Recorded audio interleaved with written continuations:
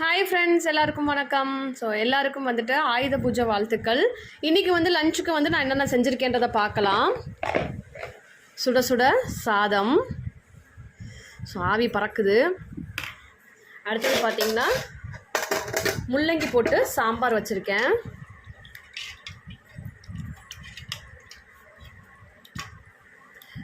இதோட நேற்று வச்ச புளிக்குழம்பு,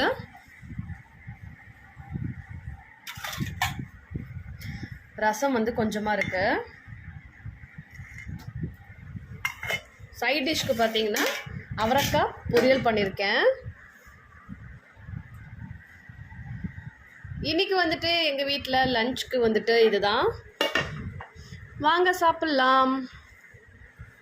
தேங்க்யூ.